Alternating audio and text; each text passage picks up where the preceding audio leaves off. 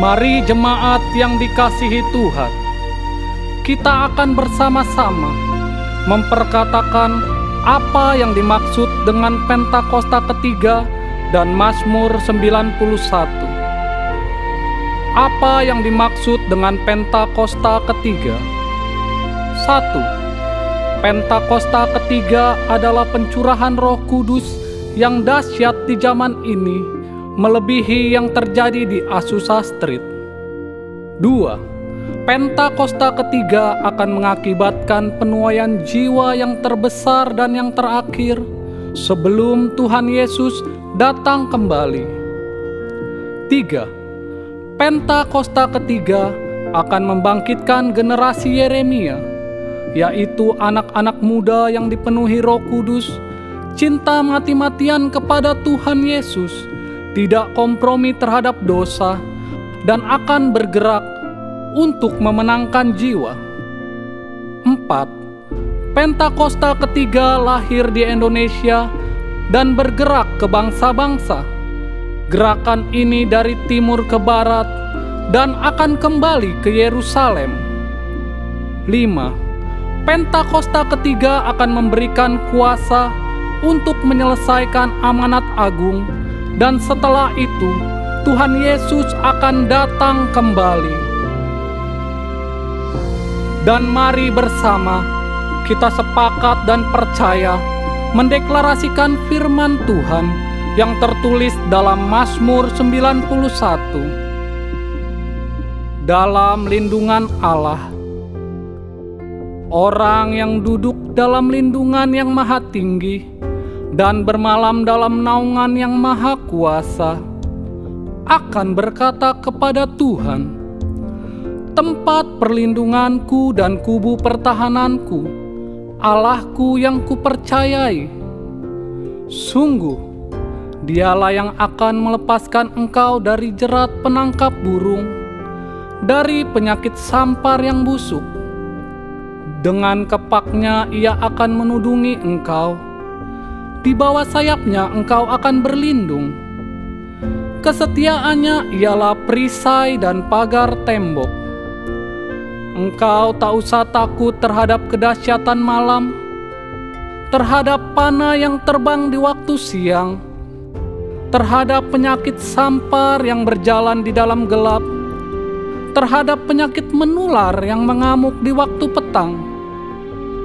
Walau 1.000 orang rebah di sisimu dan 10.000 di sebelah kananmu, tetapi itu tidak akan menimpamu. Engkau hanya menontonnya dengan matamu sendiri dan melihat pembalasan terhadap orang-orang fasik. Sebab Tuhan ialah tempat perlindunganmu, yang maha tinggi telah kau buat tempat perteduhanmu. Malapetaka tidak akan menimpa kamu, dan tulah tidak akan mendekat kepada kemahmu.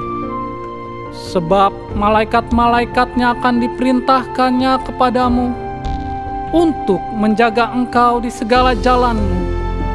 Mereka akan menatang engkau di atas tangannya, supaya kakimu jangan terantuk kepada batu. Singa dan ular tedung akan kau langkahi. Engkau akan menginjak anak singa dan ular naga. Sungguh, hatinya melekat kepadaku, maka aku akan meluputkannya. Aku akan membentenginya, sebab ia mengenal namaku. Bila ia berseru kepadaku, aku akan menjawab. Aku akan menyertai dia dalam kesesakan. Aku akan meluputkannya dan memuliakannya. Dengan panjang umur akan kukenyangkan dia, dan akan kuperlihatkan kepadanya keselamatan daripadaku. Haleluya! Amin.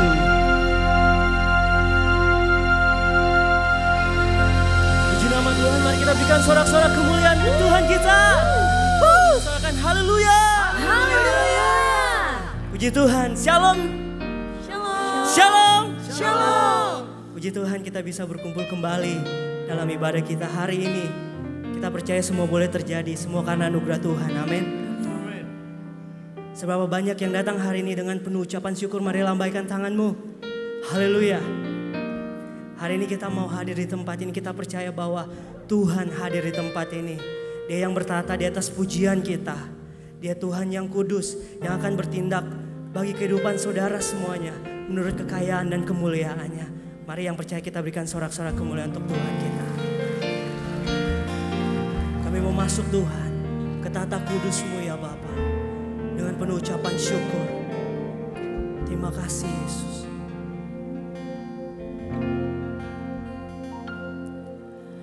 Thousand generations falling down in worship to sing the song of ages to the Lamb. And all who've gone before us, and all who will believe, to sing the song of ages to the Lamb. Mari angkat suaramu. Your name is the highest, your name is the greatest, your name stands above them all thrones and dominions, all powers and positions, your name stands above them all, and the angels cry, holy, all creations cries, holy, you are lifted high, holy, holy forever.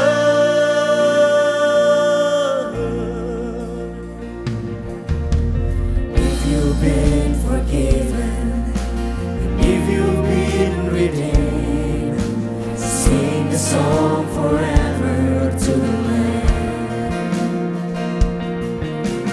If you walk in freedom, if you bear His name, sing the song forever to the Lamb. Oh, sing the song forever and amen. And the angels cry, holy,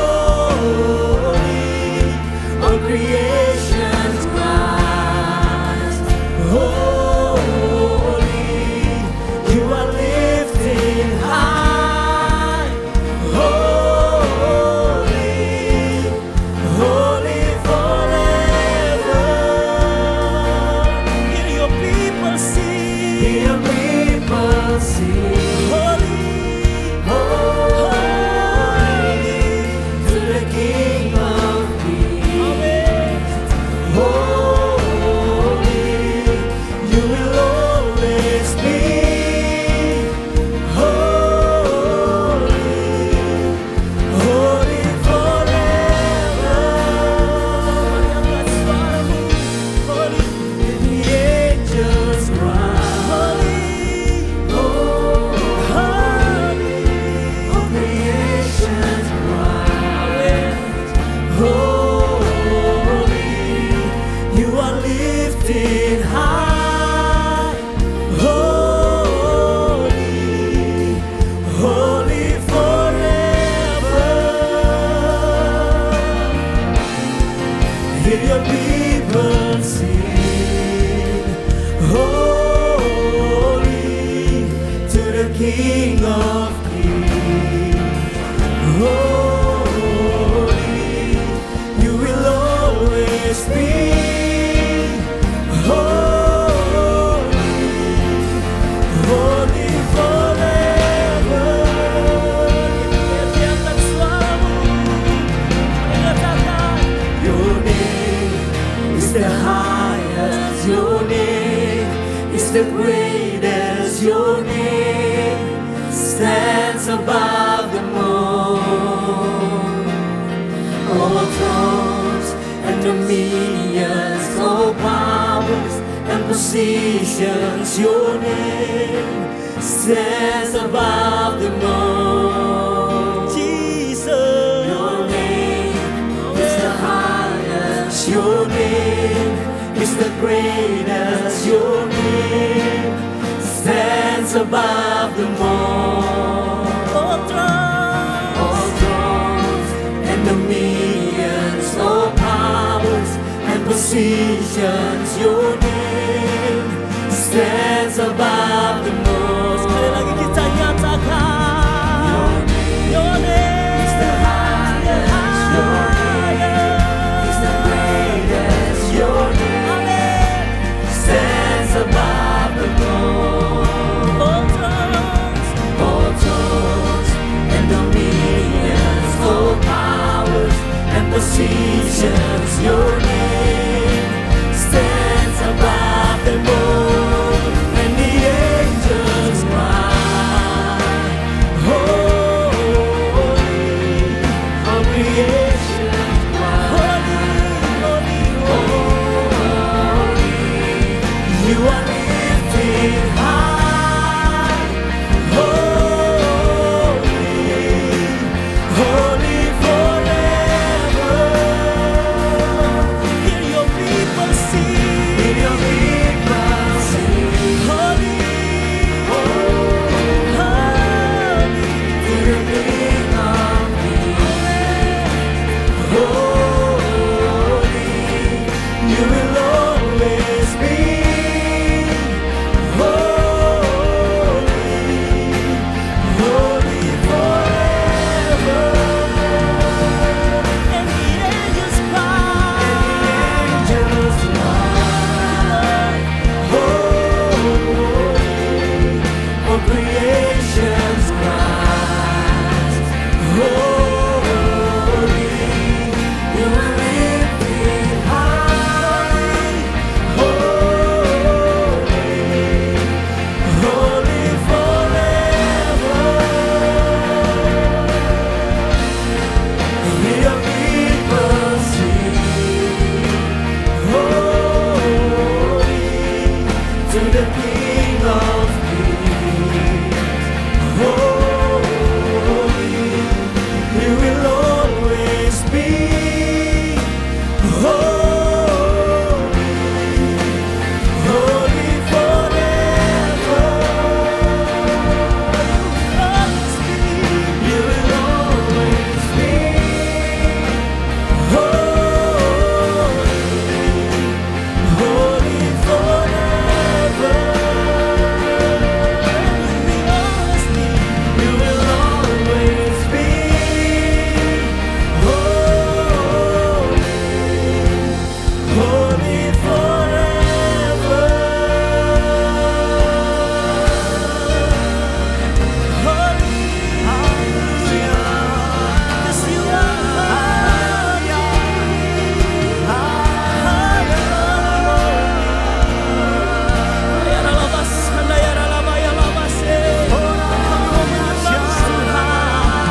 dalam kekudusan-Mu, sebab Kau yang layak terima pujian, Kau yang layak terima hormat Tuhan, selama-lamanya.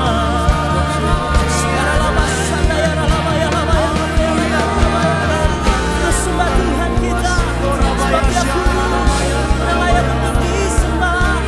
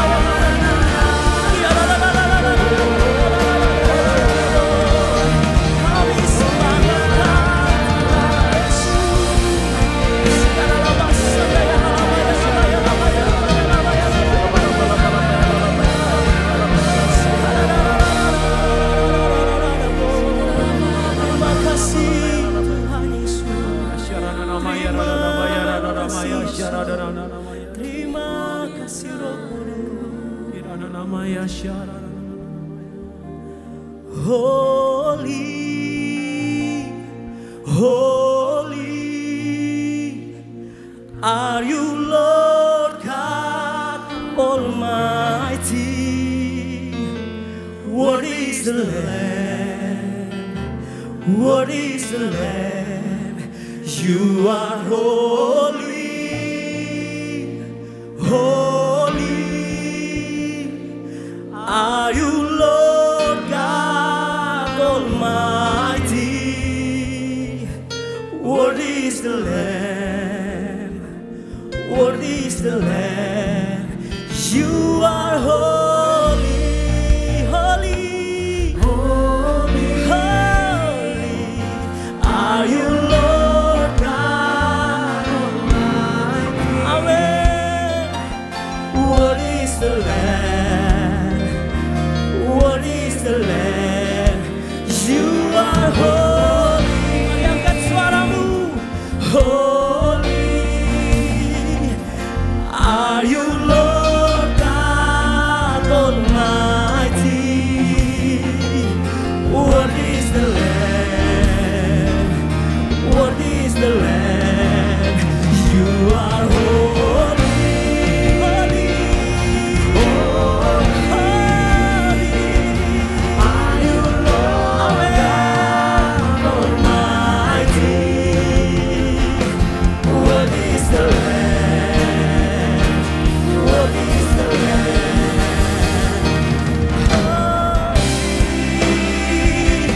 Holy, holy are you, Lord God Almighty. Worthy is the Lamb, worthy is the Lamb. You are holy, holy, holy. Amen. Are you, Lord God Almighty? Worthy is the Lamb, worthy is the Lamb, worthy is the Lamb, worthy is the Lamb, worthy is the Lamb. Amin. Kita berikan sorak-sorak kemuliaan Tuhan kita. Sorakan haleluya. Haleluya. Terima kasih Tuhan, sebab Engkau kudus dan layak untuk ditinggikan. Hari ini biar namamu saja yang ditinggikan di tempat ini ya Bapa. Mari kita buka ibadah ini hanya di dalam nama Tuhan Yesus. Semua yang percaya sama-sama kita katakan amin. Puji nama Tuhan, shalom. Lebih lagi shalom. Hari inilah hari yang baru, kita percaya Tuhan akan mencurahkan kuasanya dan berkatnya bagi setiap kita. Amin. Amin. Tepuk tangan buat Tuhan kita yang luar biasa.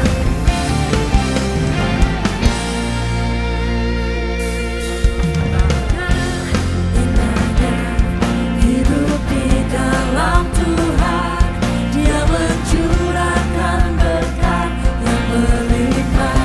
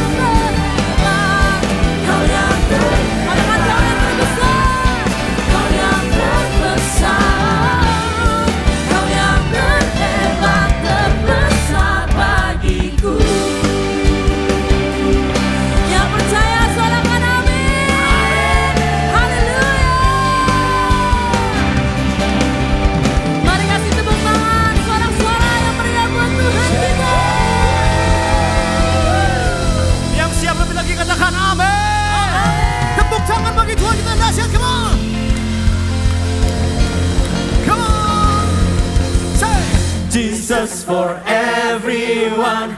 Jesus for everyone. Come on. Jesus for everyone. Jesus for everyone. Come on, clap your hands, come on. Hey, hey, hey, hey.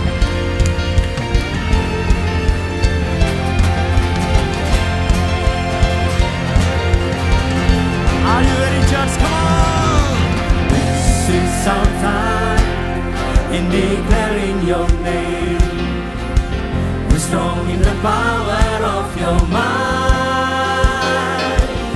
Together we stand, joining our hands till every knee bows down, every tongue confess.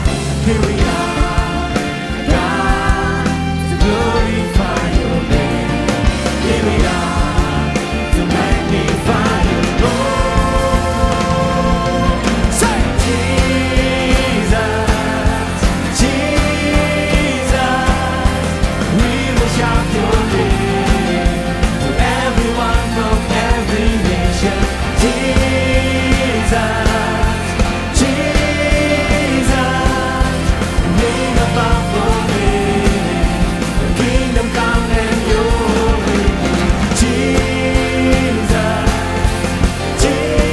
Jesus, we will shout your name to everyone from every nation. Jesus, Jesus, name above all names.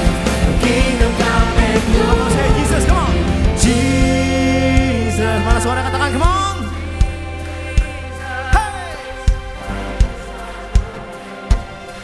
Everyone from every nation.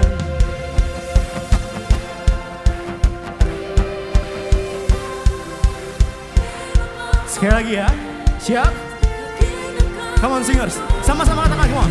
Jesus, Jesus, we will shout your name to everyone from every nation.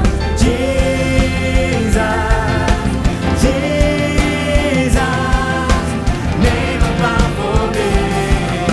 Your kingdom come and your will be. Jesus, Jesus, we will shout your name to everyone from every nation. Jesus, Jesus, name above all names. Kingdom come, Jesus, Jesus,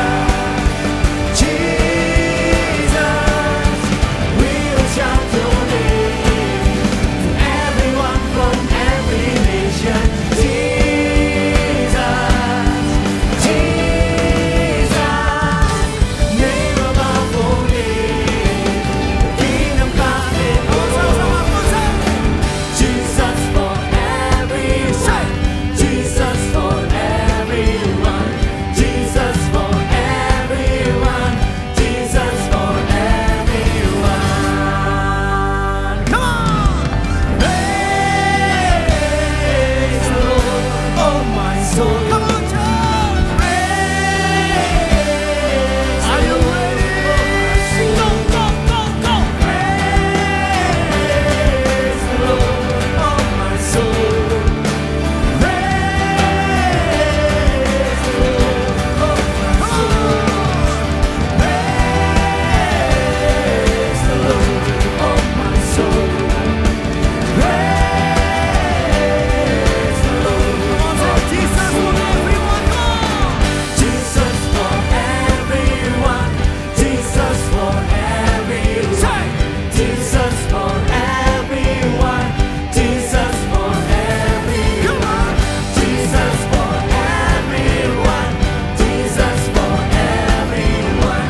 Jesus for everyone.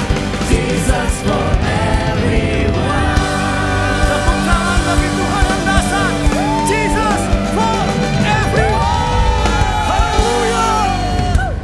Tuhan Yesus, Engkau untuk kami Engkau untuk setiap orang ya Tuhan hari-hari ini ya Bapa. Sebab kami tahu pekabaran Injil Kerajaan Allah akan terus masuk kepada setiap suku dan bahasa. Setiap orang-orang akan mendengar tentang Injil itu dan mereka akan diselamatkan. Mereka menjadi percaya dan mereka memuliakan nama Tuhan. Akan datang banyak orang berbondong-bondong mencari wajah-Mu dan mereka akan menemukan damai sejahtera yang daripada Engkau ya Bapa. Dan kami percaya atas bangsa Indonesia pun turun cahaya kemuliaan Tuhan, di mana Engkau akan menceritakan kuasa dan kemuliaan nama-Mu Tuhan atas bangsa kami Indonesia. Engkau memberkati ya Tuhan, kami bersatu hati atas pemerintahan yang baru saat ini, atas Presiden Prabowo dan wakilnya Pak Gibran. Biar kiranya hikmat kebijaksanaan daripada Engkau turun atas Presiden dan Wakil Presiden kami, juga atas kabinet yang ada ya Bapak. Engkau memberkati setiap mereka untuk terus membawa keadilan, kemakmuran, kesejahteraan atas rakyat Indonesia. Dan kami tahu dan percaya ya Bapak, Indonesia terus berada di dalam tangan-Mu yang kuat, berada di dalam naungan-Mu ya Bapa, yang memberkati Indonesia dan rakyatnya hidup tanpa kekurangan suatu apapun, bahkan berkelimpahan dalam segala sesuatu yang baik. Kau memberkati Tuhan hasil pilkada serentak. Kami percaya semua hasil boleh diterima dengan baik, dengan lapang dada. Dan kami berdoa ya Tuhan, setiap pemimpin-pemimpin daerah yang terpilih, mereka semua juga takut akan Tuhan dan mereka melayani rakyat dimanapun mereka ditempatkan. Terima kasih ya Tuhan. Kami juga berdoa untuk gembala sidang kami Pak Niko, untuk gembala CK7 Dr. Yanto. Biar kiranya hikmat pengurapan daripada Tuhan terus turun atas pemimpin kami ya Bapa, untuk membawa kesatuan, kerukunan, unity atas setiap tubuh Kristus, dan menjadikan setiap kami umat yang layak dan berkenan di hadapan Tuhan. Kau memberkati Pak Niko, Dr. Yanto dengan kesehatan yang terbaik sampai terus menuntaskan amanat agung Tuhan Yesus. Berkati keluarga besar mereka aman dalam perlindungan Tuhan. Dan kami juga berdoa ya Tuhan, membawa setiap generasi Yeremia, anak-anak muda yang ada di CK7 di tempat kami ini Tuhan. Kami perkatakan ya Tuhan, biar setiap anak-anak muda kami 10 kali lebih cerdas, pintar, sehat, berhasil dan beruntung. Dimanapun setiap mereka berada, hidup dipenuhi dan dipimpin oleh Roh Kudus, sehingga mereka boleh hidup di dalam kasih, sukacita, damai sejahtera, kebaikan, kesetiaan, kelemah lembutan dan juga penguasaan diri, sehingga nama Tuhan terus dipermuliakan atas setiap kehidupan anak-anak muda kami. Kau pakai setiap mereka Tuhan untuk terus memberitakan kebenaran Tuhan, dan mereka menjadi teladan dimanapun mereka Engkau tempatkan. Terima kasih ya Bapa, hanya di dalam nama Tuhan Yesus Kristus kami sudah berdoa dan mengucap syukur. Bersama-sama kita katakan amin. Sebelum duduk saudara, lihat kanan kirimu, katakan Jesus for everyone. Haleluya. Silakan duduk saudara semua. Puji nama Tuhan. Saudara bersuka cita, amin. Baik, di kesempatan hari saudara, dengan sukacita kami menyambut bagi saudara yang baru pertama kali hadir di Ibadah Raya 2 GBI PRJ. Kalau ada, bolehkah saudara angkat tanganmu tinggi-tinggi, jangan malu-malu. Ada yang baru pertama kali hadir? Apakah ada? Baik, puji Tuhan, semua jemaat setia. Jangan lupa saudara, sama-sama kita mengajak saudara rekan-rekan yang ada yang belum tertanam dalam gereja untuk sama-sama kita bertumbuh, bersama-sama beribadah di GBI PRJ. Dan juga saudara, tidak lupa kami mengingatkan saudara, jangan lupa minggu depan saudara. Minggu depan tanggal 8 Desember kita akan sama-sama merayakan HUT GBI PRJ ke-27 tahun. Boleh kasih tepuk tangan saudara-saudara enggak saudara? Wow, 27 tahun penyertaan Tuhan bagi gereja kita. Jangan lupa saudara-saudara, sama-sama kita ajak rekan-rekan saudara yang ada untuk sama-sama kita beribadah. Bagi saudara yang sudah memiliki tiket langsung bisa hadir sama-sama. Bagi mungkin yang tidak memiliki tiket, saudara tetap bisa hadir. Saudara dapat hadir ke beda ini, dan nanti akan ada ruangan di lantai 9 untuk bersama-sama kita beribadah merayakan kebaikan Tuhan atas gerejanya GBI PRJ. Baik, kita akan menyaksikan pengumuman multimedia, kami persilahkan.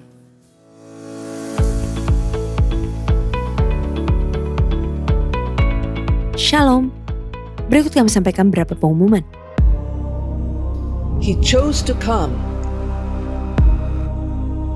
He came to save. Christ for all. Join us this 8th of December. Let's celebrate Him. A special Christmas extravaganza. Let us come as one and lift our voices. For unto the King of Kings, we give Him all the glory, honor, and praise. Also celebrating GBI PRJ Grand Anniversary, 27 remarkable years of His favor, of His blessings, and of His divine power and ministry through GBI PRJ CK7. Don't miss it!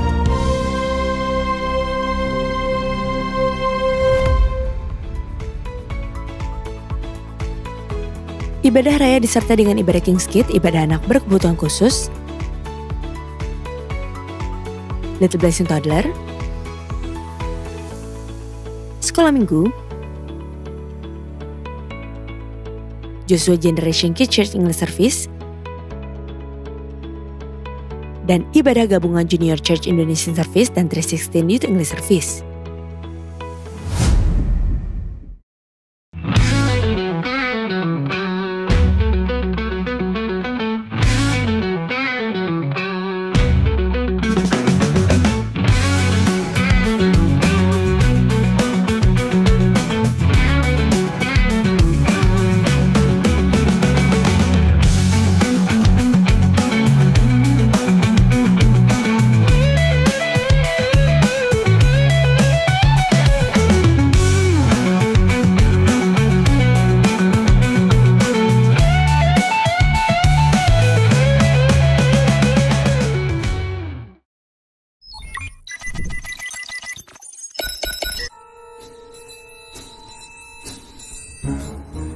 Hey you!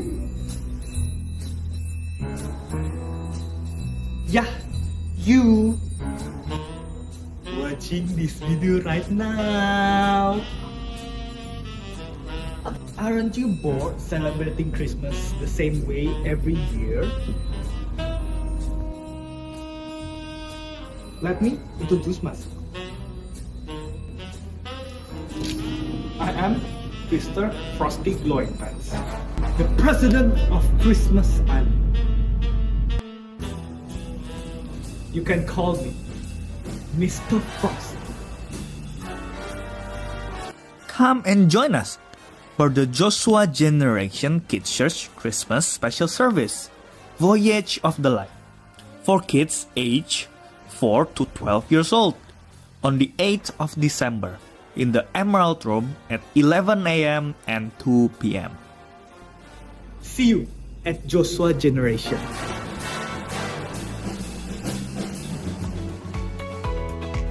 Sesuai arahan dari Bapak Gembala Sidang, Pendeta Dr. Insinyur Niko Nyotra Harjo, diberitahukan bahwa akan diadakan doa puasa di akhir tahun 2024 dan persiapan memasuki tahun 2025. Dalam doa puasa bersama pada tanggal 30 November sampai dengan 9 Desember 2024, 10 hari dengan pokok doa sebagai berikut. Indonesia, perekonomian global, perdamaian dunia, kebangkitan generasi Yeremia, persiapan memasuki tahun 2025, pencurahan Roh Kudus di era Pentakosta ketiga, fokus penyelesaian amanat agung tahun 2033. Jenis puasa ditentukan oleh masing-masing pribadi dan lebih banyak masuk dalam menara doa. Doa puasa tersebut wajib diikuti oleh seluruh pengerja dan aktivis serta jemaat dihimbau. Untuk info lengkap seluruh kegiatan GBI PRJ CK7, maka Bapak Ibu dapat follow sosial media GBI PRJ baik di Instagram, TikTok, Threads, Facebook maupun Twitter. Sekian pengumuman pada hari ini. Terima kasih atas perhatian Bapak Ibu sekalian. Tuhan Yesus memberkati. Bapa kami yang baik, kami bersyukur Tuhan atas kesetiaan-Mu dalam hidup kami.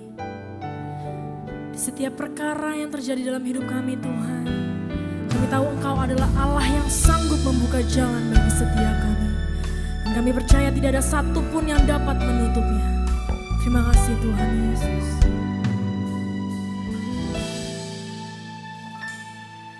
Dalam setiap perkaraku,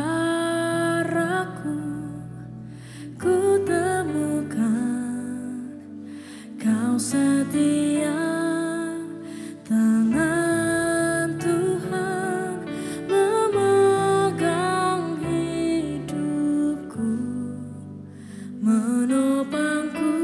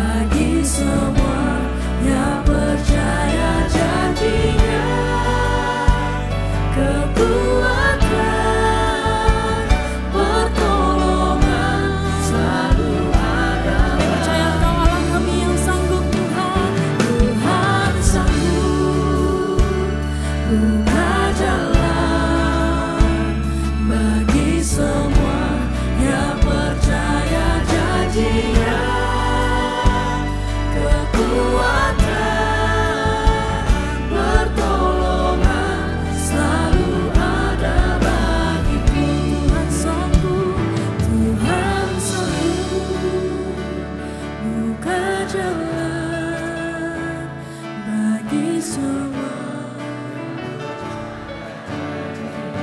Amin. Kekuatan, pertolongan selalu ada bagiku. Mari nyatakan lebih lagi. Tuhan sanggup.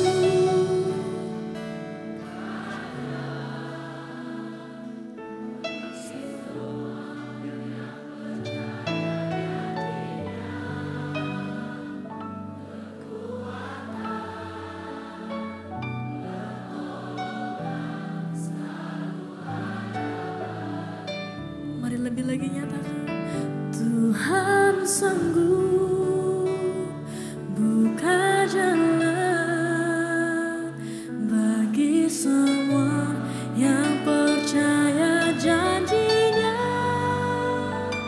Kekuatan, pertolongan selalu ada bagiku. Mari lebih lagi angkat suaramu nyatakan. Tuhan sanggup buka jalan bagi semua yang percaya janjinya. Kekuatan, pertolongan selalu ada bagiku. Tuhan sanggup buka jalan bagi semua yang percaya janjinya. Kekuatan, pertolongan selalu ada bagiku. Mari sekali lagi angkat suara menyatakan. Tuhan sanggup buka jalan bagi semua yang percaya janjinya. Kekuatan, pertolongan selalu ada bagiku. Kekuatan, pertolongan selalu ada bagiku. Kekuatan, pertolongan selalu ada bagiku. Oh Yesus, Engkau Allah yang sanggup, Engkau Allah yang sanggup membuka jalan bagi setiap kami. Oh ya Tuhan, terima kasih, tiada yang lain. Oh tiada yang lain Tuhan. Terima kasih Yesus.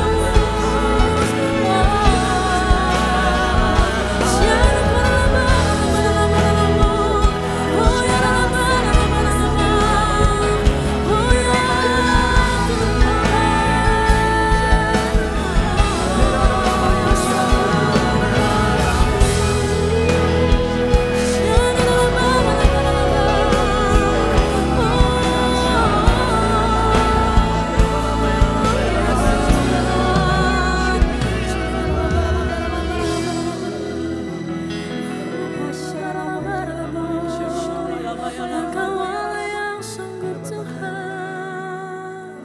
Mari angkat suaramu nyatakan. Tuhan sanggup buka jalan bagi semua yang percaya janjinya. Kekuatan, selalu ada bagiku. Engkau sanggup, Tuhan sanggup buka jalan.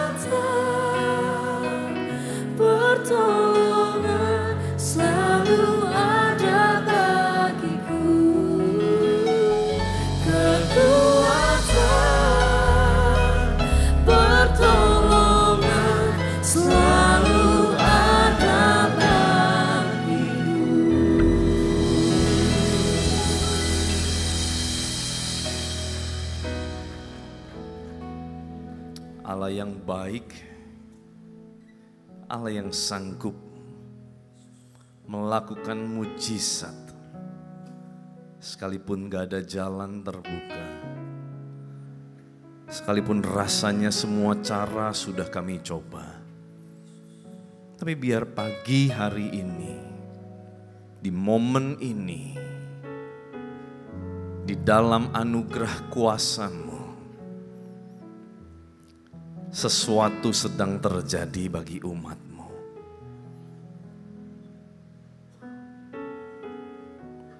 Kau yang seperti air yang menerobos, demikianlah Kau akan berjalan di depan kami, memimpin langkah hidup kami, dan kami akan melihat setiap jalan-jalan yang tertutup akan dibuka di dalam nama Yesus.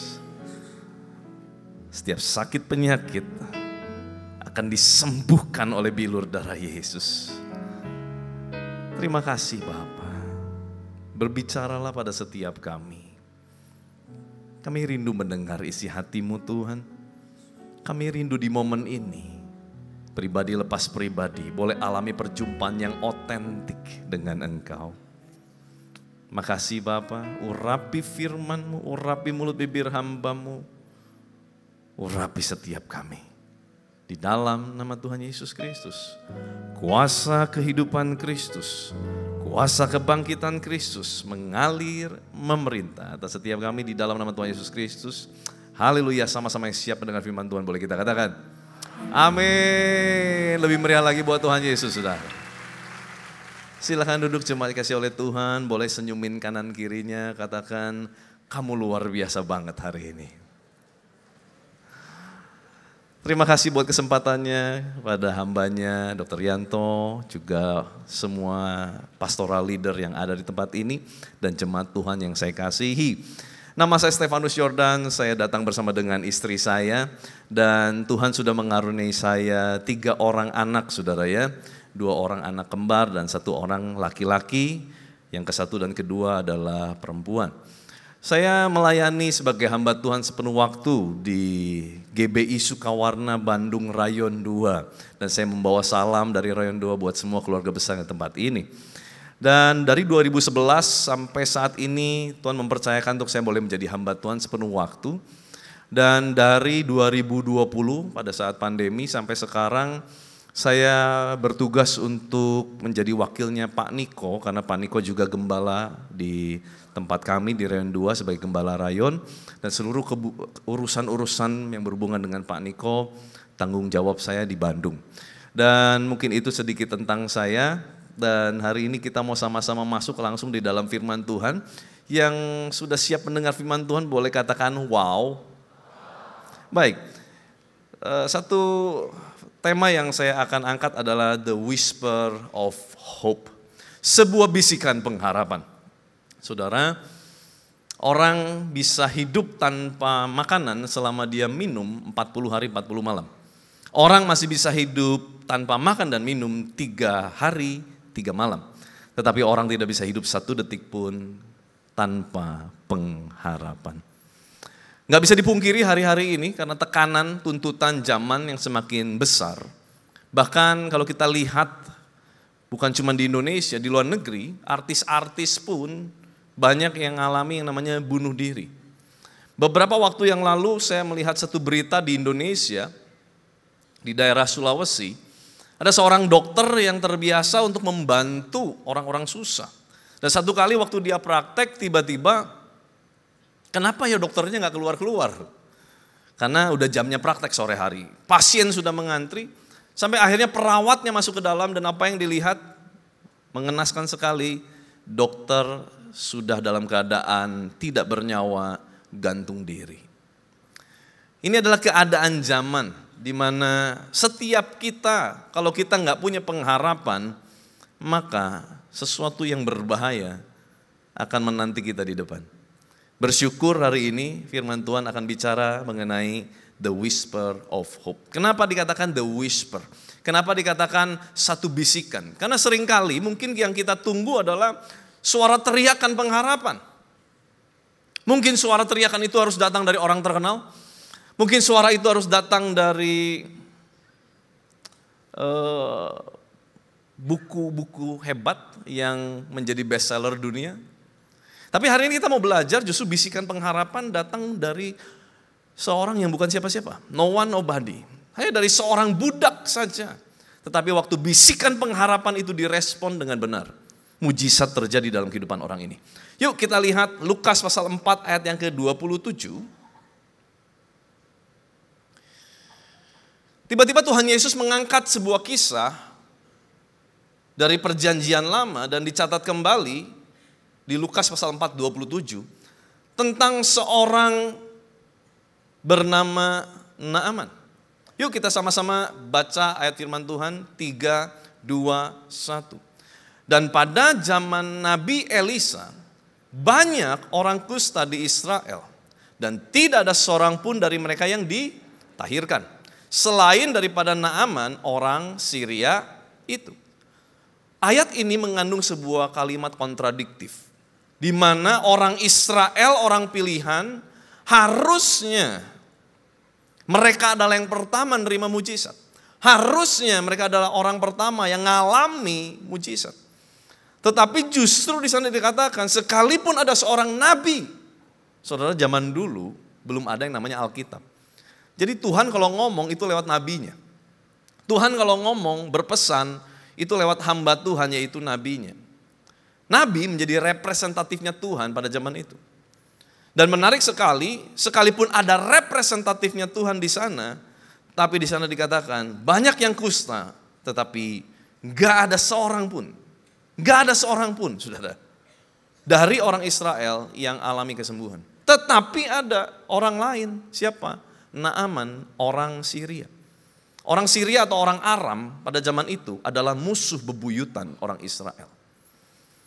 Nah saudara, pertanyaannya, siapa Naaman ini? Kenapa dia bisa alami kesembuhan? Ini menarik saudara ya. Orang bukan Israel, bukan orang pilihan, tetapi bisa alami kesembuhan lewat Nabi Tuhan. Kenapa? Kenapa bisa terjadi sama Naaman? Mungkin ini adalah hal yang kita perlu belajar juga. Kenapa pada akhirnya kita bisa alami mujizat saat yang lain gak alami gitu ya. Nah saudara kita lihat. Seorang sejarawan Yahudi bernama Josephus Flavius di abad pertama. Dia pernah mencatat ada sebuah kisah. Di mana pada saat pertempuran Raja Ahab. Saudara tahu Ahab suaminya Isabel? Ada yang tahu? Raja Ahab suaminya Isabel yang tahu kisahnya? Boleh lambaikan tangan? Gak banyak. Oke, ceritanya begini saudara. Raja Ahab bukan raja yang baik. Raja Ahab waktu itu sering melakukan sesuatu yang tidak baik. Nah tapi satu kali Raja Ahab mengajak sekutunya untuk yuk berperang sama saya. Tapi kita akan lakukan yang namanya penyamaran begitu ya. Jadi aku sebagai Raja Ahab, aku akan menyamar sebagai pasukan biasa, masuk ke dalam medan perang dan aku akan bergerilya di sana begitu. Tetapi ada satu raja, Raja Yehuda di sana dikatakan kamu jadi raja pakai pakaian kebesaran, kamu nyamar jadi aku. Nah singkat cerita mereka berperang. Nah dalam keadaan seperti itu, orang-orang udah ngincer, ini rajanya nih mau dibunuh. Siapa? Ternyata bukan Raja Ahab. Waktu mereka deketin, Raja Yehuda teriak. Jadi waktu itu Israel sudah terpecah menjadi Israel Utara dan Israel Selatan. Israel Utara dipimpin dalam sebuah pemerintahan yaitu namanya ibu kotanya Samaria. Dan Israel Selatan ibu kotanya adalah Yerusalem. Jadi Samaria dipimpin sama 10 suku lainnya dari Israel. Sedangkan 2 suku Benyamin dan Yehuda itu memerintah di bawah keturunan Raja Daud.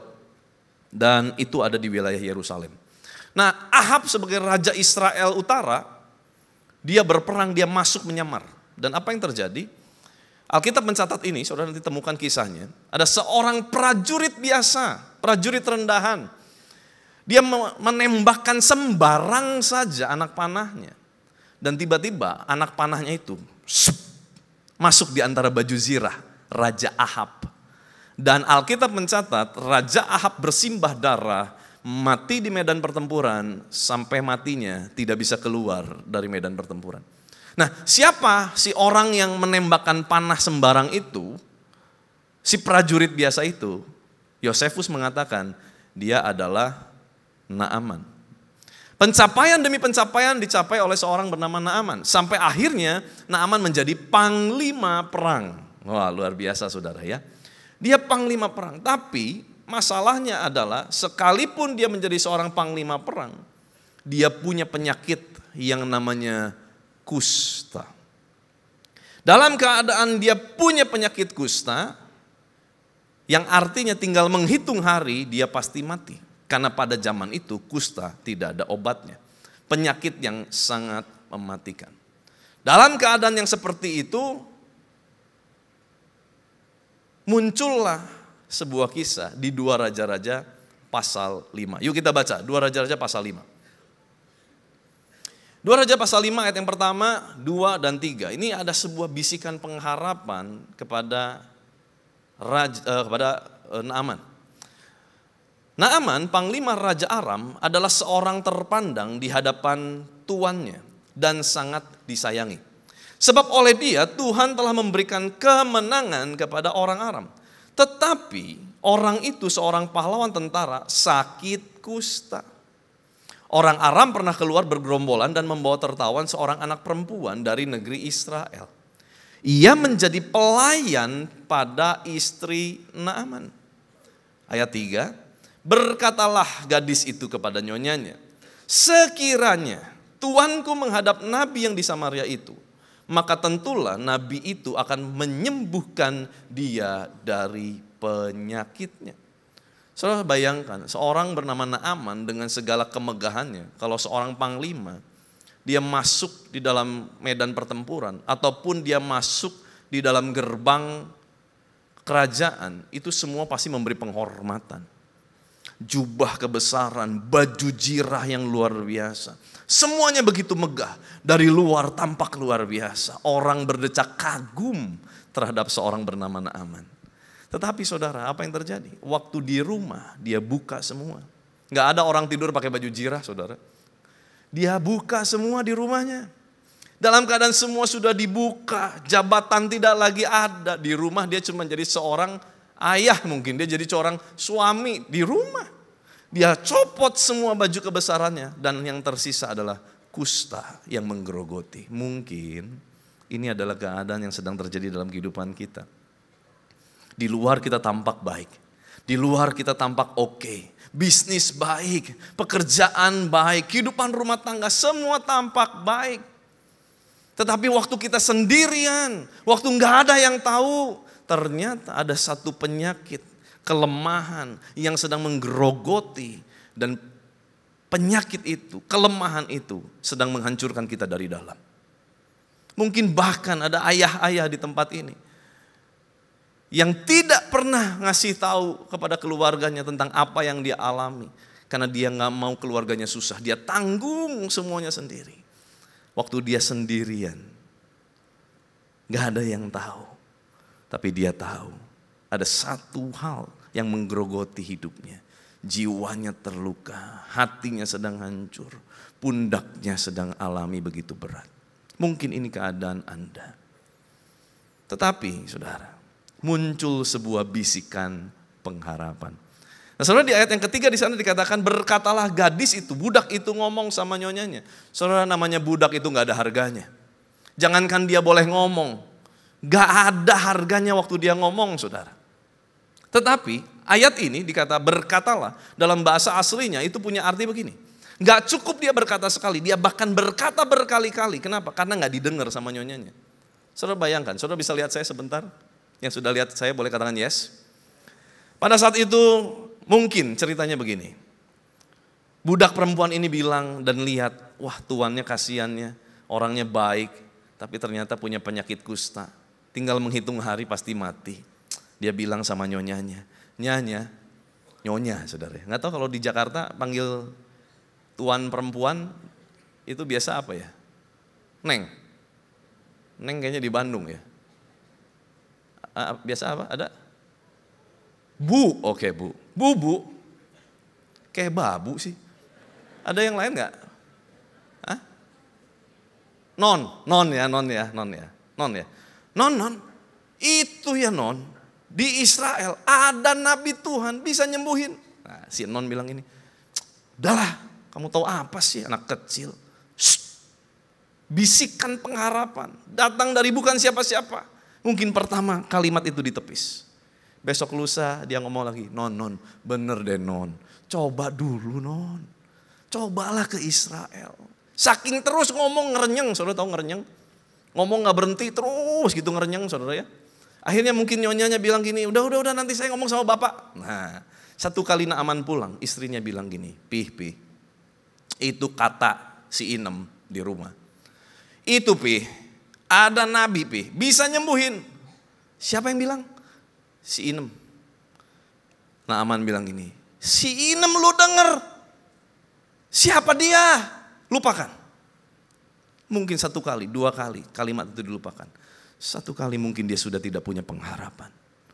Satu kali dia lihat, iya benar gue bakal mati.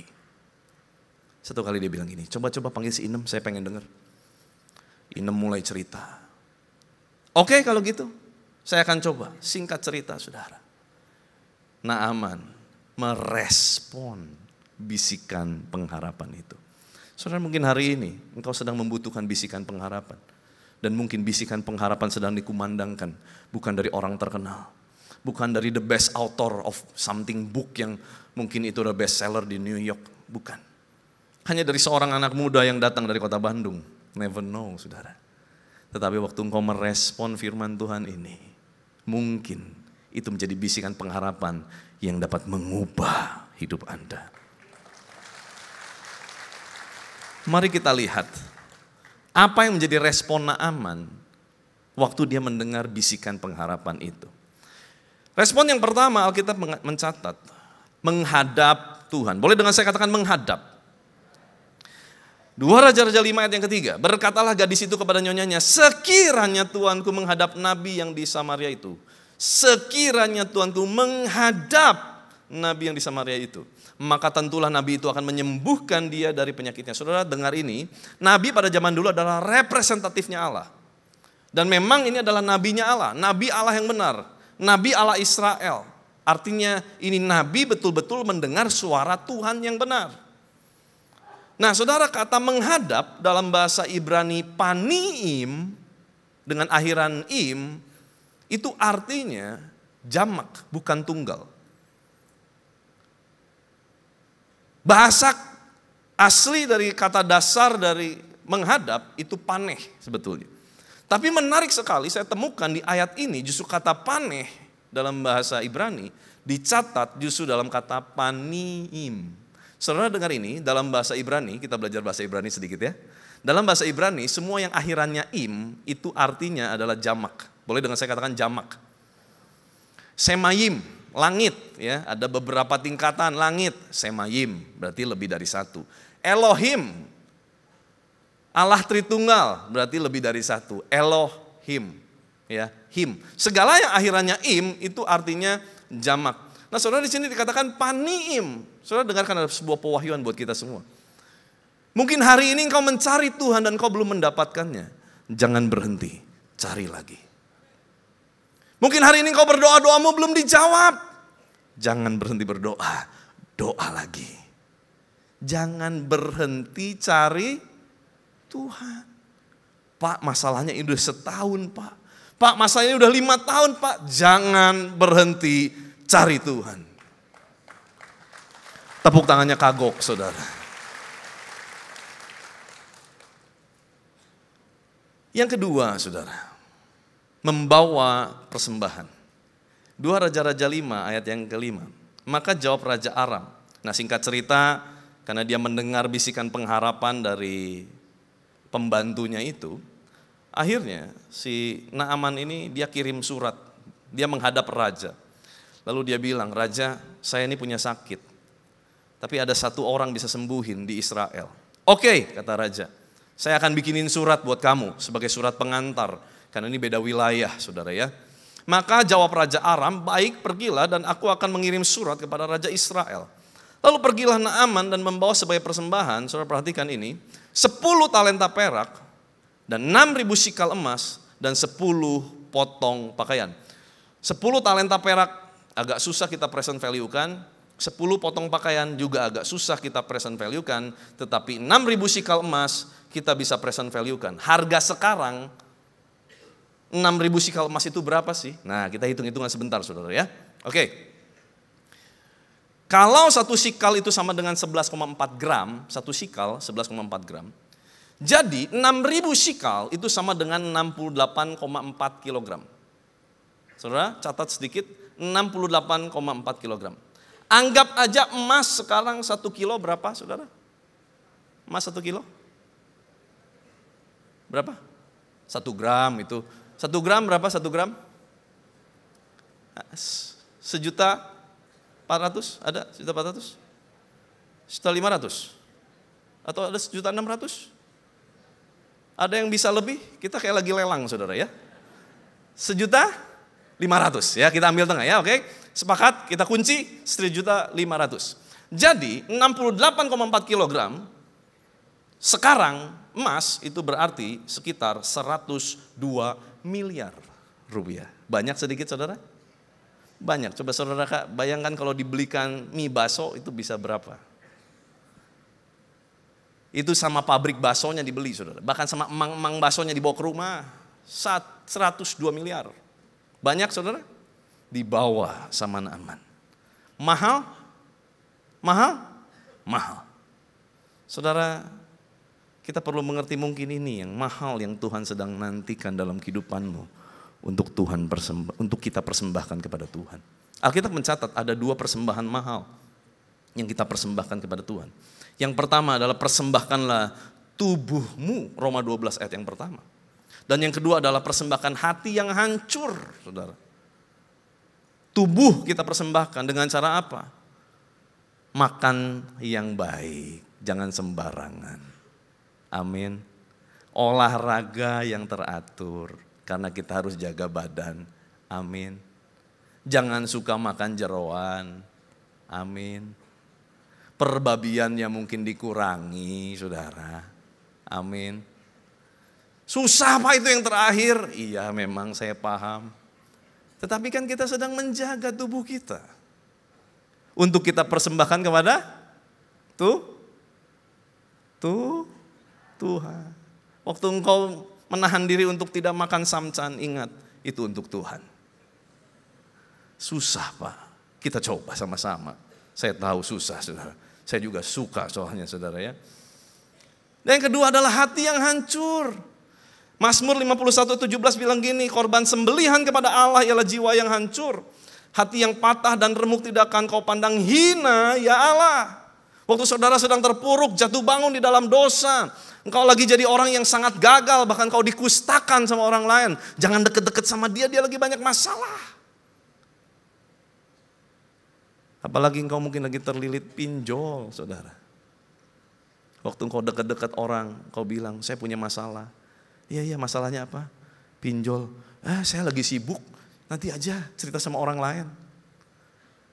Saudara, mungkin kau lagi ngalami terpuruk.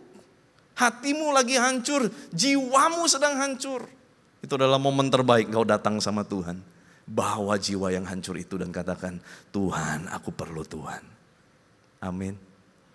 Amin. Tapi nggak kelihatan sih muka-muka di sini bagus-bagus lah ya saudara ya. Nggak ada yang ngalami hati hancur saudara ya. Nggak ada amin juga. Saudara waktu engkau lagi hancur, saudara jangan tinggalkan Tuhan. Saya banyak menemukan orang yang hatinya lagi hancur, keadaannya lagi nggak bagus, bisnisnya lagi berantakan. Dia berkata, gue nggak layak cari Tuhan. Salah. Justru dalam keadaan hancur, Tuhan tidak akan pernah pandang hina. Ayo saudara.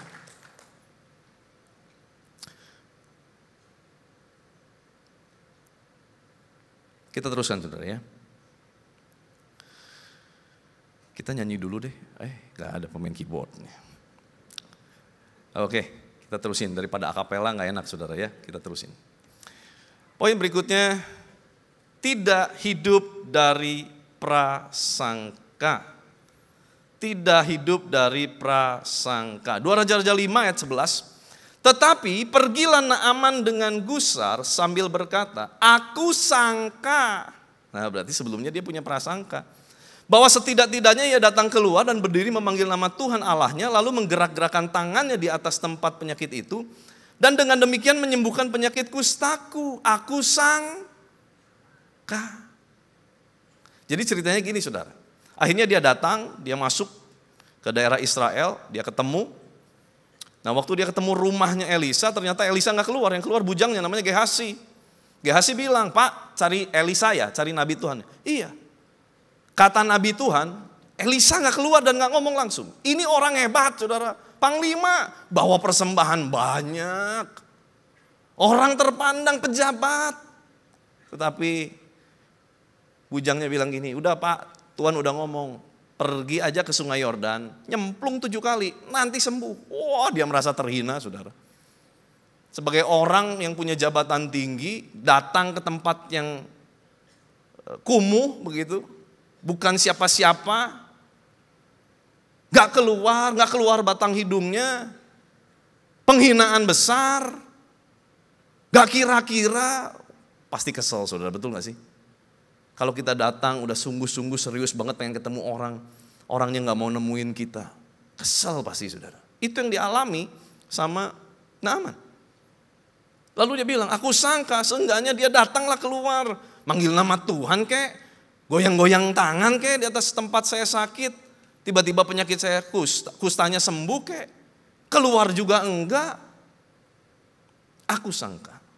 Saudara, berapa banyak di antara kita hidup ikut Tuhan kita banyak pakai prasangka. Aku sangka Pak, kalau aku ibadah tiap minggu Pak, bisnisku lancar terus Pak. Aku sangka. Aku sangka Pak, kalau udah ikut Tuhan Yesus tidak pernah namanya tersentuh sakit penyakit Pak. Aku sangka. Aku sangka Pak, keluarga aku akan baik-baik saja semua Pak kalau aku rajin sekali melayani. Aku sangka. Aku sangka Pak, kalau ikut Tuhan sungguh-sungguh bisnisku tidak akan pernah bangkrut Pak. Kalau kita hidup dari prasangka, waktu semua yang kita sangka tidak terjadi, maka kita akan berkata, aku berhenti jadi orang Kristen dan aku akan tinggalkan Yesus.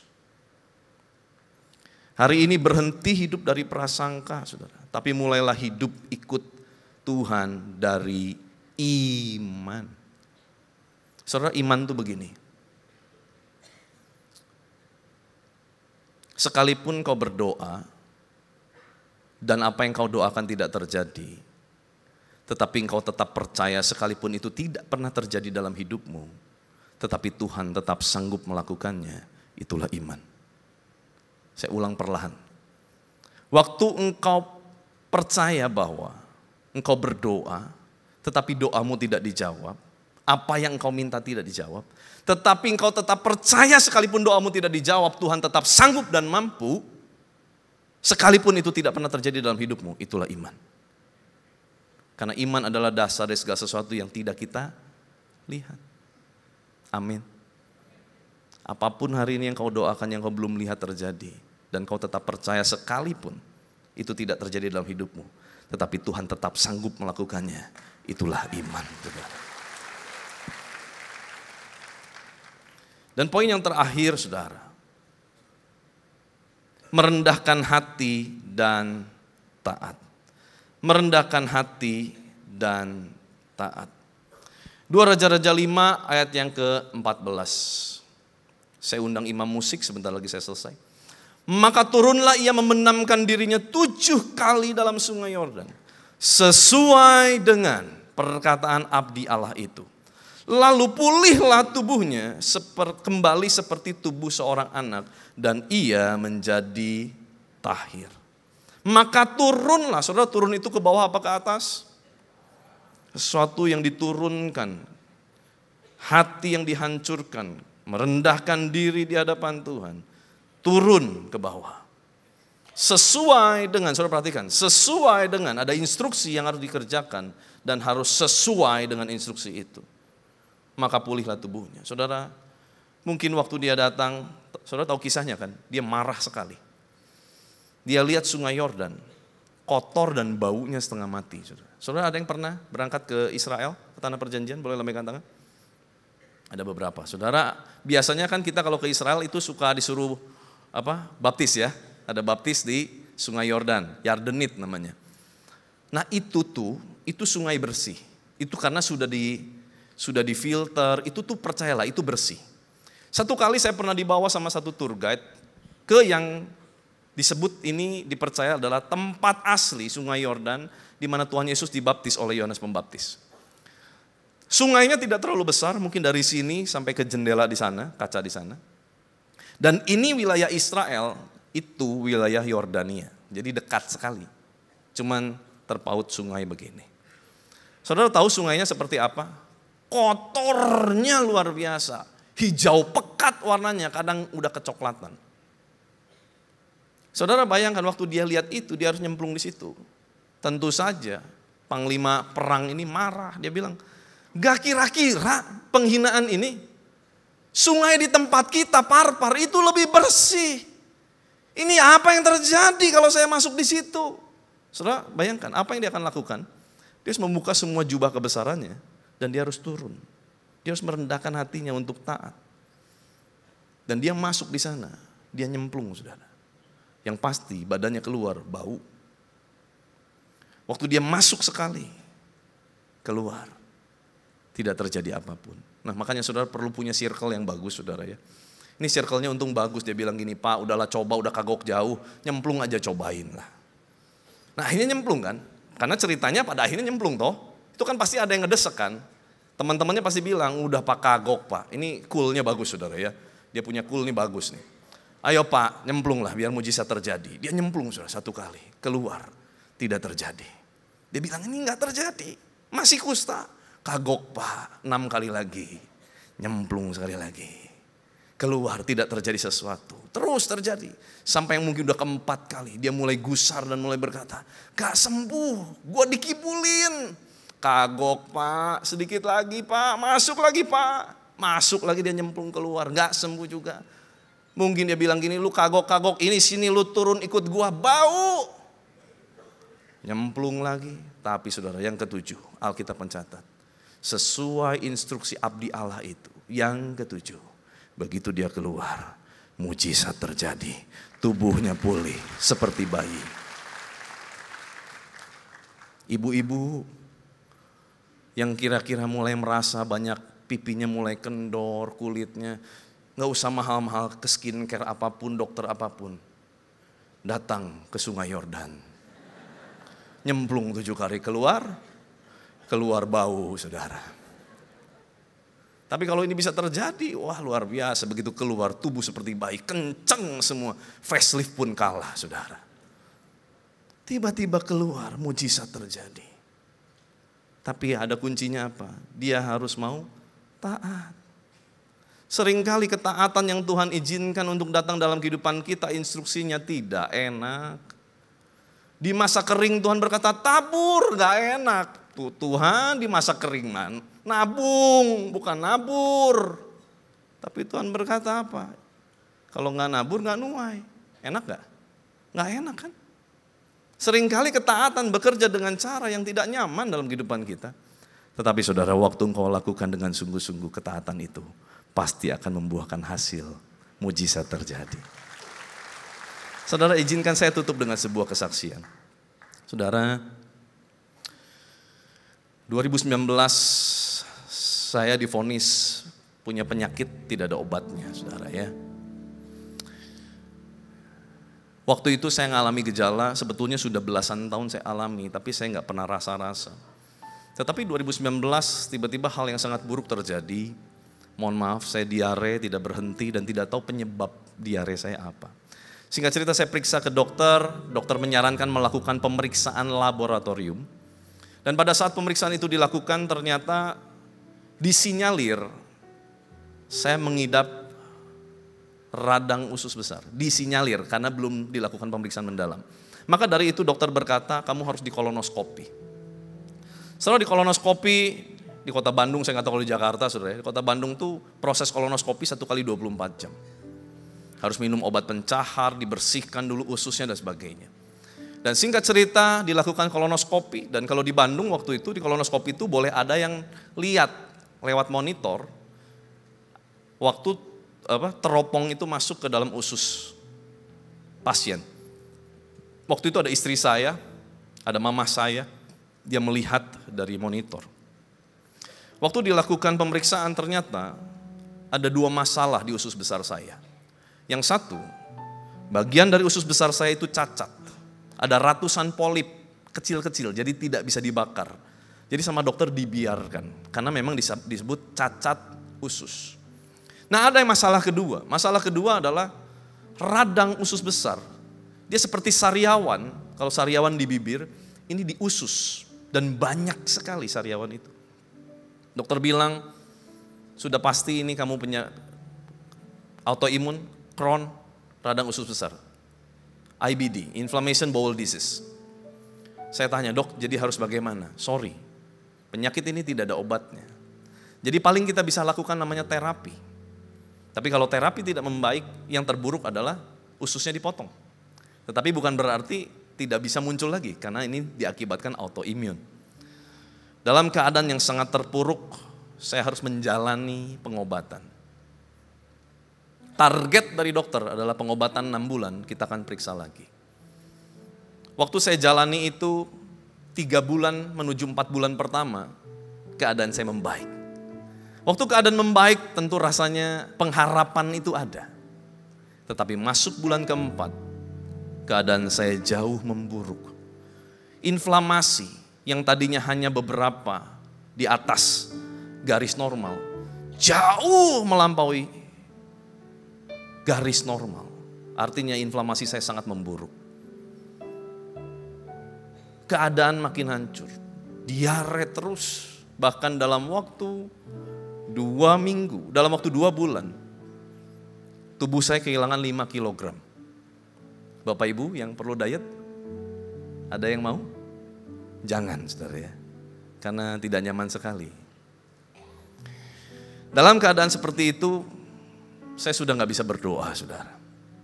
Pengharapan sudah tinggal remah-remah. Kenapa? Karena semakin berharap yang baik, yang buruk yang terjadi. Mungkin saudara pernah ngalamin itu. Waktu kau berdoa, berharap yang baik gak kunjung datang, tetapi yang buruk datang menimpa hidupmu. Itulah keadaan saya. Dalam keadaan yang begitu susah payah, saya sudah tidak bisa berdoa. Tetapi saya masih tetap harus pelayanan, masih harus tetap khotbah. Orang gak ada yang tahu. Karena dari luar kelihatannya baik-baik aja, cuman kurusan aja. Tetapi waktu saya harus berdoa buat jemaat yang sakit, kita doakan. Di telinga, di pikiran selalu berkata, kamu sendiri masih sakit, mau doain orang supaya sembuh. Mikir. Intimidasi datang bertubi-tubi. Sangat tidak nyaman. Saudara, di satu titik, keadaan yang sangat terpuruk. Di malam hari waktu sakit itu datang. Saya waktu itu tidur sama anak kembar, saudara. Waktu itu anak saya masih kurang lebih usia 4-5 tahun. Tapi karena sudah terbiasa diajak berdoa, dia sudah fasih bicara. Nah waktu itu 10:30 malam, saya masuk kamar, anak yang besar, dia belum tidur. Lalu saya bilang gini, namanya dia Kathleen, Lin, doain papa yuk, perut papa sakit. Kathleen dengan kondisi yang lagi tidur tapi tidak bisa tidur, dia duduk, dia lihat saya. Lalu dia bilang gini, papa, Kathleen batuk aja 2 minggu gak sembuh. Terus dia tidur lagi, saudara. Artinya apa? Sudahlah ini batuk aja didoain 2 minggu gak sembuh, apalagi doain perut sakit itu mah udah lebih susah begitu. Udahlah, saya mending tidur begitu. Tidur dia. Tapi hati saya menjerit sama Tuhan. Kenapa? Saya berkata, Tuhan, sejak dia bisa mendengar dan bisa berkomunikasi, saya cerita tentang Yesus dalam hidup dia. Saya menginjil tentang Yesus yang adalah penyembuh. Saya menginjil tentang Yesus yang adalah Allah yang sanggup. Kalau dia lagi takut, saya bilang jangan takut, ada Tuhan Yesus. Waktu dia sakit, saya bilang jangan takut, Tuhan Yesus pasti sembuhin. Tapi hari itu, saya tidak bisa membuktikan Yesus yang saya beritakan adalah Yesus yang nyata. Hancur hati saya, saudara. Saya mengerang sama Tuhan. Tuhan, saya harus bagaimana? Saudara, 6 bulan berjalan, keadaan tidak membaik. Tetapi dalam 6 bulan, hati saya mulai berubah. Saudara dengar ini. Terkadang keadaanmu belum berubah, tapi Tuhan minta hatimu berubah. Hati yang awalnya berkata menuntut balas jasa Tuhan, bukankah Aku tinggalkan pekerjaan sekuler hanya untuk jadi hamba Tuhan sepenuh waktu. Tuhan, bukankah aku dari tahun 99 aku melayani menjadi hamba Tuhan, pemain musik di gereja. Tuhan mau apa lagi sih? Saya masih berpikir kalau saya orang jahat, beragajulan hidupnya, kena penyakit, doa, Tuhan ampun, abis ini saya mau sungguh-sungguh ikut Tuhan, sembuh gitu kan. Lah ini udah semua dikasih. Apalagi Tuhan? Mau janji juga mau janji apa lagi Tuhan? Rasanya semua sudah dilakukan. Tapi hati yang penuh tuntut balas jasa kepada Tuhan mulai berubah. Setelah 6 bulan, saya berani berkata, Tuhan, it's okay. Sekalipun saya harus mati dalam keadaan sakit, 2 hal tolong jangan diambil. 1, saya tetap boleh melayani sepanjang hidup saya. 2, saya jaga iman saya sampai nafas terakhir hidup saya. Saya cuma doa itu, saudara. Tapi dengar ini, saudara, waktu hatimu berubah, sesuatu yang besar sedang terjadi di alam supranatural. 6 bulan berjalan, ada sebuah bisikan pengharapan. Keluarga, beberapa rekan dari gereja bilang, Van, coba cari second opinion yuk. Buat apa? Kan sudah jelas hasilnya. Dan kondisi fisik pun masih buruk. Secara waktu di lab pun masih dilakukan dan masih inflamasi. Mau apa lagi sih? Gak apa-apa, cari second opinion. Singkat cerita, saya cari second opinion. Saya berangkat, Tuhan pertemukan saya dengan seorang dokter. Dan tiba-tiba dalam kondisi yang tidak mungkin, dia mau memeriksa saya. Dan dia bilang gini, mau gak hari ini juga saya lakukan kolonoskopi ulang? Oke dok, kalau memang dokter bisa. Dia lakukan, saudara. Jam 1 saya masuk di dalam ruang kolonoskopi. Jam 3:30 saya sadar, saya sudah ada di ruangan terpisah. Jam 3:30 sore dokternya datang dan berkata, Pak, it's gone. Hah? Dalam setengah sadar saya bingung, apa yang gone dok? It's gone. Saya tidak menemukan apapun di dalam usus Bapak.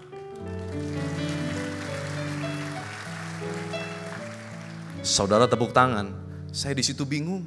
Saya bilang gini, ya ampun Tuhan, udah jauh-jauh, mahal, dikibulin dokter saya. Kenapa?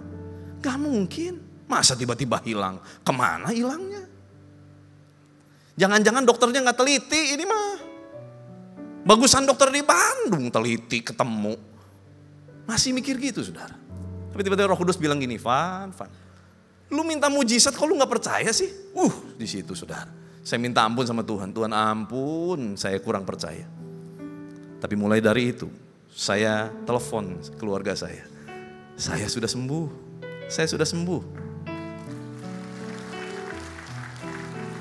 Karena firman bilang gini, waktu engkau berdoa, meminta, percayalah bahwa engkau sudah mendapatkan apa yang kau doakan. Saya bilang, saya sudah sembuh. Tapi 2 hari kemudian saya harus balik lagi sama dokter. Karena hasil labnya, hasil darah saya, hasil pemeriksaan saya semuanya akan keluar 2 hari kemudian. Kembali saya 2 hari kemudian ketemu dokter.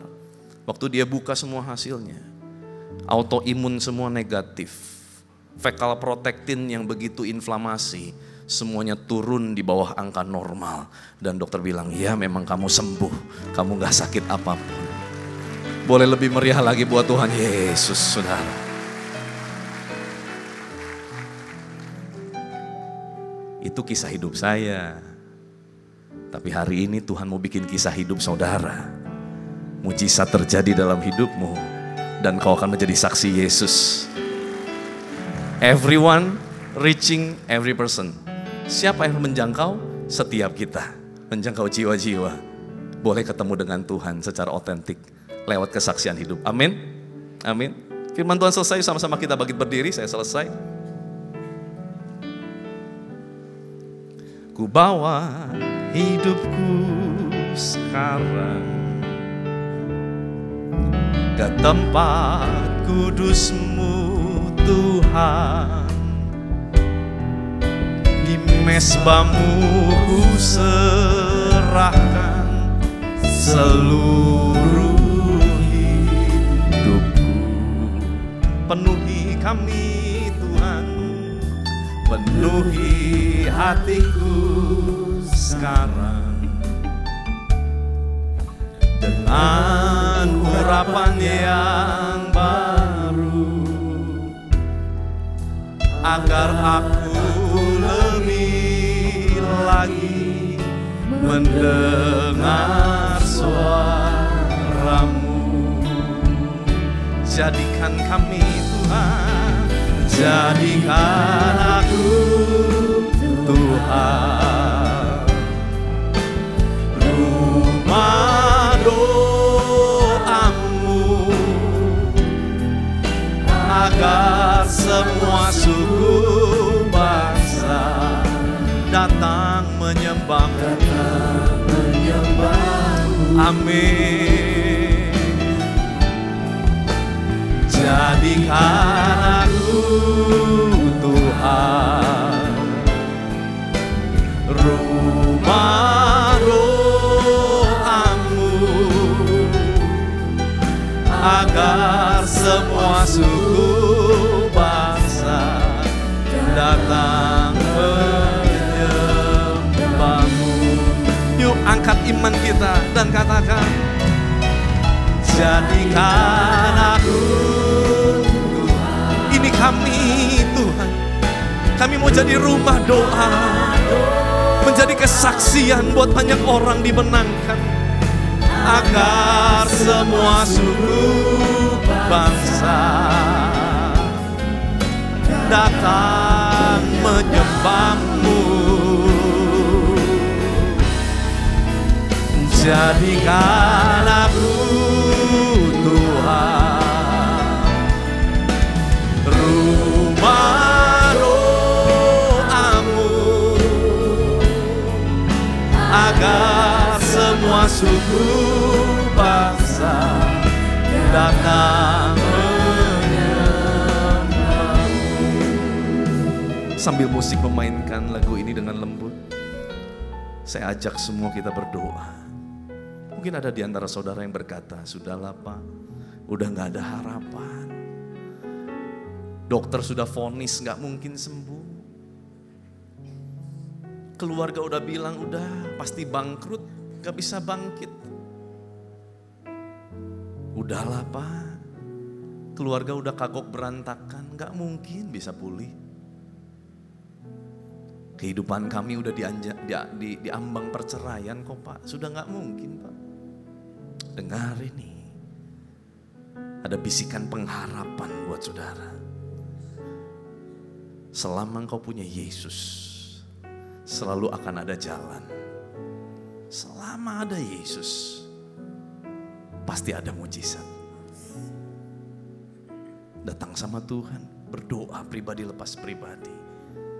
Sampaikan keluhanmu, sampaikan doamu.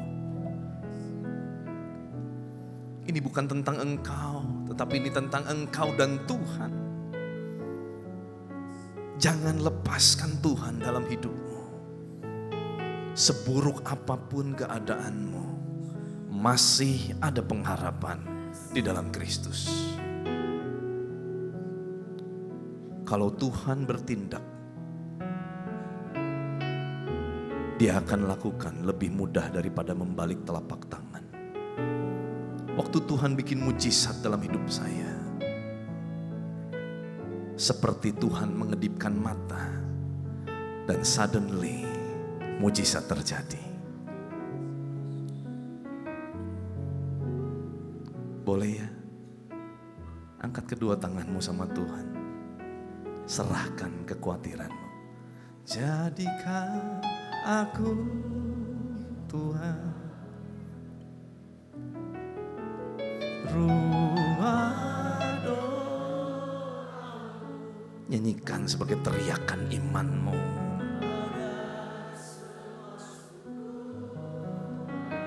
Waktu engkau menjadi rumah doa Tuhan, di rumah Tuhan pasti ada mujizat. Sehingga semua suku bangsa, dimulai dari keluarga, teman-teman, semua akan mulai lihat dan percaya bahwa Tuhan Yesus adalah Tuhan yang hidup. Lewat hidup setiap umat di tempat ini, nama Tuhan akan dimuliakan. Lagi dengan lembut katakan, jadikan aku Tuhan. Jadikan aku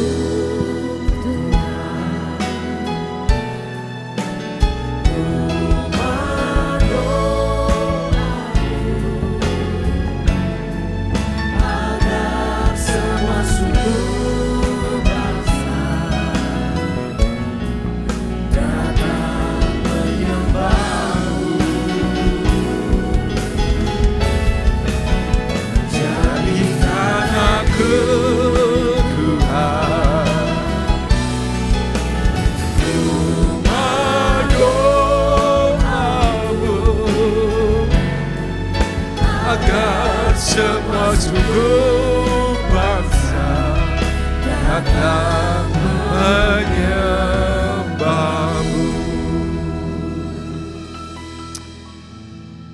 Yesus, hadirat-Mu ada di sini Tuhan.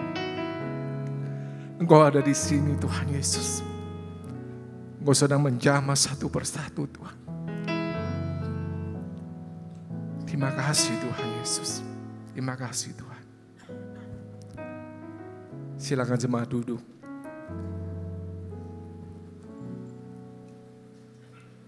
Kita akan masuk dalam perjamuan kudus. Perjamuan kudus adalah perjamuan Tuhan sendiri. Perjamuan kudus berbicara tentang Yesus yang mati di atas kayu salib sampai Dia datang nanti kali yang kedua. Nah, setiap kali kita masuk dalam perjamuan kudus, ini yang menjadi pesan Tuhan. Biarlah ini menjadi peringatan daku, kata Tuhan Yesus. Mari kita mengingat Tuhan Yesus. Kasih-Nya, kebaikan-Nya, kesetiaan-Nya. Agar kita lebih mengasihi Dia. Agar kita bisa mengasihi sesama kita. Mari kita tundukkan kepala. Tuhan, kami sadar Tuhan, sebelum kami kenal Engkau, kami adalah orang yang berdosa. Engkau yang tidak berdosa, rela turun dari sorga Tuhan. Mati gantikan kami Tuhan dengan penderitaan yang luar biasa. Supaya kami boleh mendapatkan kehidupan yang kekal itu Tuhan. Kalau kami pikirkan Tuhan, betapa kasih-Nya Engkau kepada kami Tuhan. Betapa baiknya Engkau Tuhan. Bahkan Engkau mengangkat kami menjadi anak-anak-Mu Tuhan. Engkau melindungi, Engkau bela, Engkau berkati kami Tuhan. Saat ini Tuhan, Engkau sedang mengingatkan kepada kami. Kemuliaan-Mu turun atas gereja-Mu Tuhan. Atas jemaat-Mu, atas hati kami. Terima kasih Tuhan. Tuhan mau memberkati saudara dan saya melalui perjamuan kudus ini. Tapi Tuhan mau kita makan dan minum dengan cara yang benar. Oleh karena itu masing-masing introspeksi. Lihat keadaan diri kita. Kalau Roh Kudus mengingatkan, ada dosa-dosa yang kita simpan. Ini waktu yang tepat kita mengakui kepada Dia. Kita meminta ampun kepada Dia. Tuhan Maha Pengampun. Oh Ramasyanda ya Ralamo. Ampuni kami ya Tuhan. Ampuni kami Tuhan. Ora maya ralama syanda ralama ya ralama ya ralama. Ora batakara lama ya ralama. Engkau Maha Pengampun ya Tuhan. Engkau mengampuni segala dosa kami Tuhan. Menyucikan segala kesalahan kami. Terima kasih kepada Engkau Tuhan. Layakkan kami Tuhan untuk ambil bagian dalam perjamuan kudus ini Tuhan. Kami bersyukur, berterima kasih kepada Engkau Tuhan. Dalam nama Tuhan Yesus. Perjamuan kudus diperuntukkan bagi yang percaya kepada Tuhan Yesus Kristus. Anak-anak di bawah 12 tahun jangan ambil bagian dalam perjamuan kudus. Semua sudah mendapatkan anggur dan roti. Kalau sudah, boleh bangkit berdiri.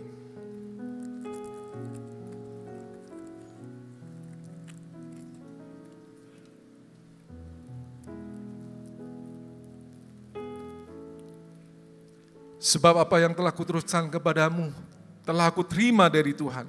Yaitu bahwa Tuhan Yesus pada malam waktu ia diserahkan mengambil roti. Angkat roti di tangan kanan kita tinggi-tinggi.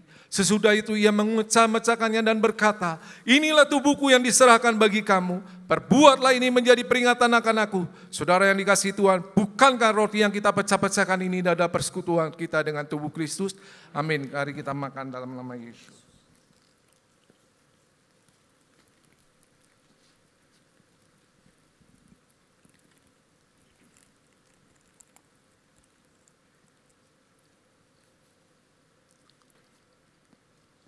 Kita angkat cawan di tangan kanan kita tinggi-tinggi.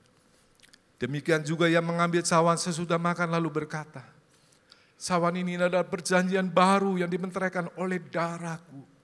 Perbuatlah setiap kali kamu meminumnya menjadi peringatan akan aku. Saudara yang dikasihi Tuhan, bukankah cawan pengucapan syukur yang atasnya kita ucapkan syukur adalah persekutuan kita dengan darah Kristus? Amin. Mari kita minum dalam nama Yesus. Sekarang saudara semua bersyukur, berterima kasih kepada Tuhan. Jangan diam. Jangan diam, terus bersyukur, berterima kasih kepada Tuhan. Terima kasih Tuhan. Terima kasih Yesus. Engkau begitu baik. Oh, Rabasikara bala. Hiramaya rala masyande, rabala maya sande, uramala maya rala masyanda rabala. Oh, haleluya. Terima kasih kepada Engkau Tuhan. Kau mengurapi kami Roh Kudus. Urapi kami Roh Kudus dengan pengurapan kasih, kuasa dan mujizat. Terima pengurapan dari Roh Kudus. Terima. Terima kasih Yesusku. Terima kasih Yesusku. Puji syukur hanya bagi Tuhanku. Terima kasih Yesusku. Terima kasih Yesusku, puji syukur hanya bagi Tuhanku. Puji syukur hanya bagi Tuhanku. Puji syukur hanya bagi Tuhanku. Haleluya. Tuhan Yesus, terima kasih Tuhan. Buat pengampunan Engkau Tuhan. Buat persekutuan dengan tubuh-Mu Tuhan. Dan penyucian oleh darah-Mu Tuhan. Kami dibenarkan. Terima kasih kepada Engkau Tuhan. Kami bersyukur kepada Engkau buat kebaikan kasih-Mu. Saat ini para suami di tempat ini, angkat tangan-Mu. Tuhan, hamba-Mu berdoa untuk para suami yang mengasihi Engkau Tuhan. Yang dikasihi oleh Engkau Tuhan. Roh Kudus Kau memberikan pengurapan sebagai raja, nabi dan imam buat keluarga mereka. Sehingga para suami di tempat ini mampu Tuhan.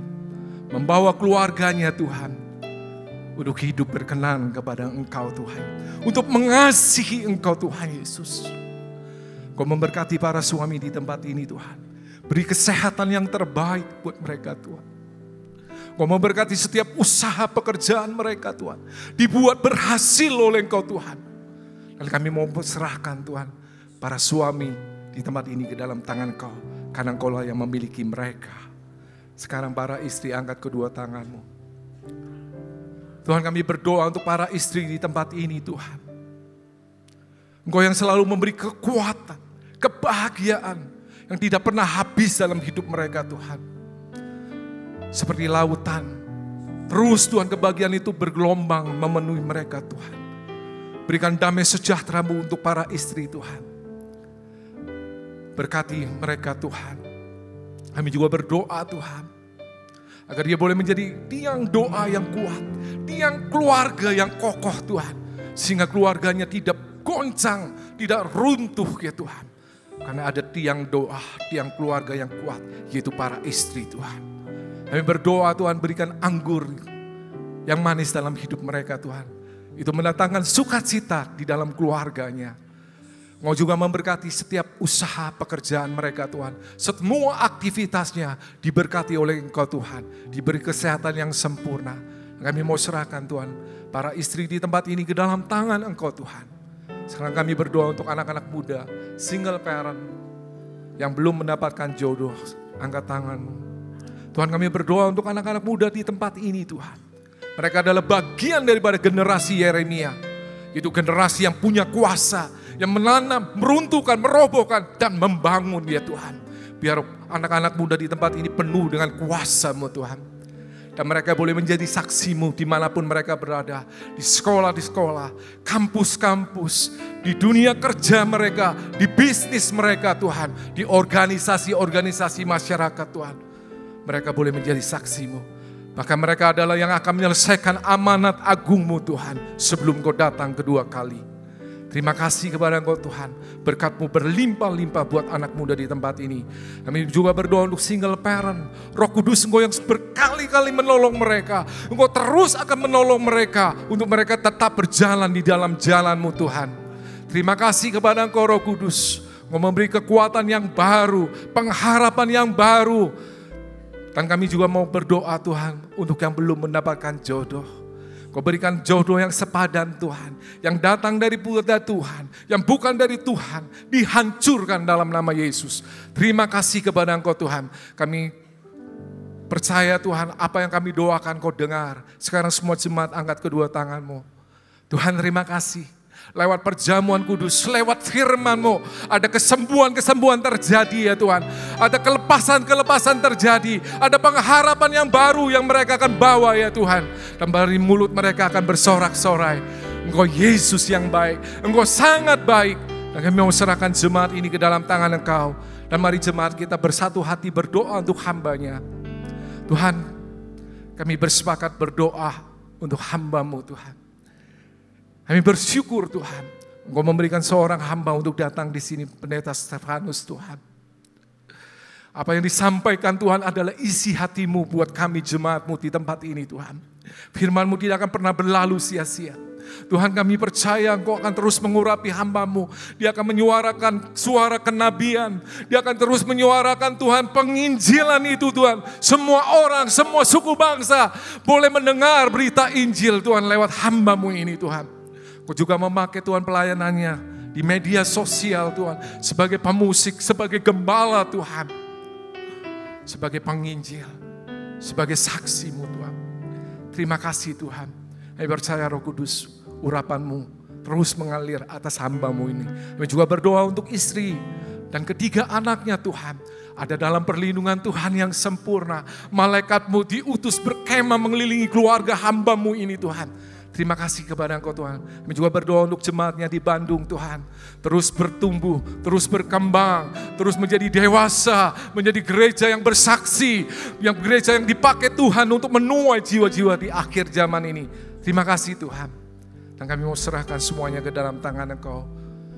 Dan kami juga mau menyerahkan jemaat-Mu ke dalam tangan Engkau. Engkau yang memiliki semua ini Tuhan. Di dalam nama Yesus hamba-Mu berdoa. Amin. Amin. Boleh kasih tepuk tangan yang meriah buat Tuhan Yesus. Silakan duduk kembali. Semua diberkati, amin. Atas nama Gembala, pengerja dan seluruh jemaat GBI PRJ mengucapkan terima kasih atas pelayanannya Bapak Pendeta Stefanus Yordan. Kiranya Tuhan berkati Bapak dan keluarga berlimpah-limpah. Baik, saatnya kita akan memberi persembahan. Mari kita persiapkan yang terbaik buat Tuhan Yesus. Persembahan dapat dilakukan dengan cara scan kris yang ada di depan kursi Bapak Ibu Saudara. Dengan memastikan nama penerimanya adalah kolekte GBI PRJ. Dan bagi Bapak Ibu yang membutuhkan amplop dapat mengangkat tangan. Para pengerja akan segera membantu.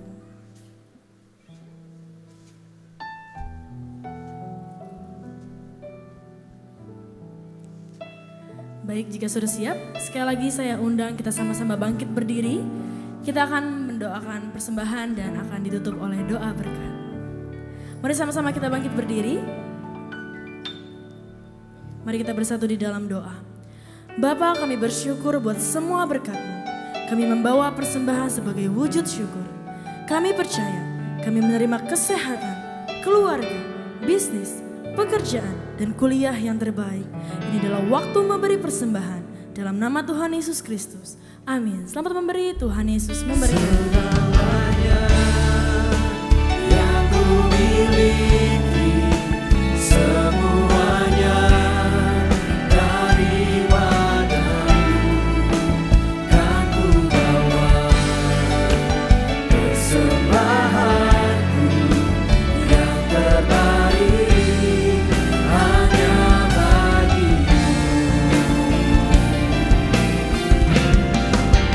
Segalanya yang ku miliki, semuanya daripada-Mu, kan ku bawa persembahanku yang terbaik hanya bagi-Mu, kan ku bawa persembahanku yang terbaik hanya bagi-Mu.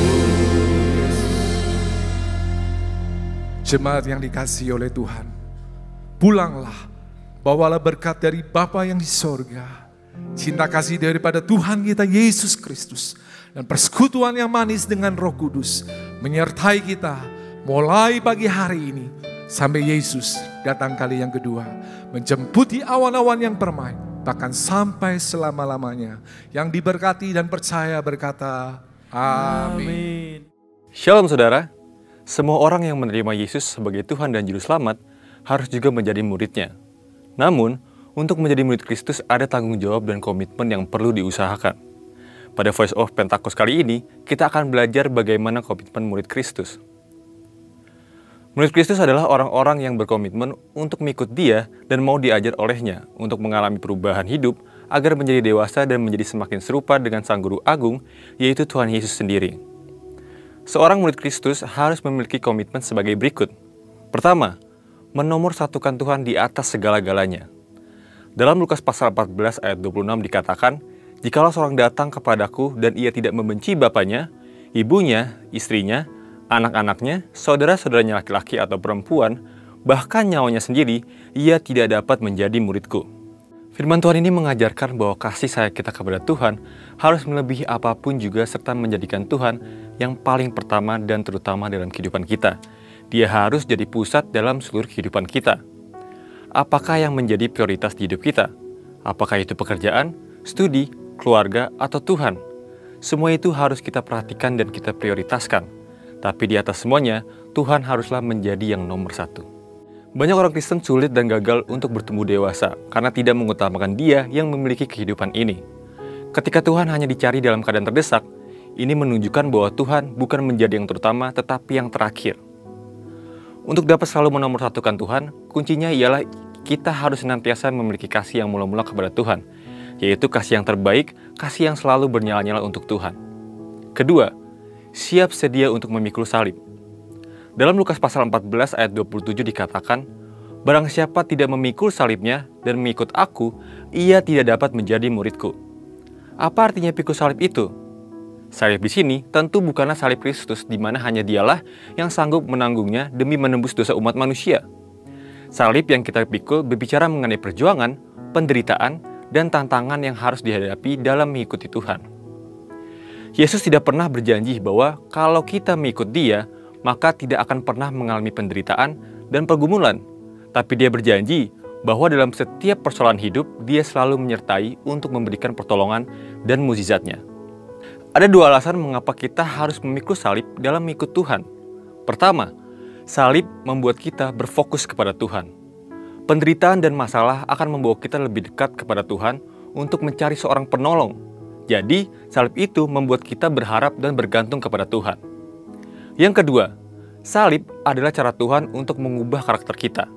Sebab sadar atau tidak, ujian dan cobaan yang Tuhan izinkan merupakan cara Tuhan untuk menyadarkan kita supaya dapat berubah dan menumbuhkan karakter Kristus dalam kehidupan kita.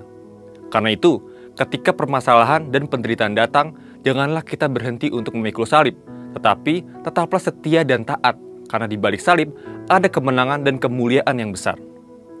Ketiga, tidak terikat dengan harta duniawi. Dalam Lukas pasal 14 ayat 33 dikatakan, demikian pulalah tiap-tiap orang di antara kamu yang tidak melepaskan dirinya dari segala miliknya, tidak dapat menjadi muridku. Dikatakan, kalau ingin jadi muridnya, maka haruslah melepaskan diri dari semua harta yang dimiliki. Tapi, apakah kita tidak memiliki apapun yang di dunia ini? Tentu tidak. Kata melepaskan di sini berarti memisahkan atau membuka ikatan. Artinya, Tuhan mau memberkati kita berkelimpahan dengan banyak hal, tapi Tuhan ingatkan supaya diri kita jangan sampai terikat olehnya. Kita adalah pengelola dan bukan pemilik. Ketika kita diberkati oleh Tuhan, kita harus menjadi berkat bagi banyak orang. Tuhan mengingatkan kita dalam Matius 6 ayat 21, bahwa di mana harta kita berada, di situ hati kita berada. Sebab itu, harta haruslah menjadi alat di hidup kita untuk memuliakan Dia. Dan hati kita biarlah selalu melekat kepada Tuhan. Marilah kita jadi murid yang berkenan di hadapan Tuhan dengan menempatkan Dia di atas segalanya, siap sedia memikul salib, dan tidak terikat dengan harta duniawi. Untuk penjelasan selengkapnya dari tim teologi kami, silakan buka link yang ada di atas atau scan QR Code yang tersedia. Maranatha, Tuhan Yesus memberkati.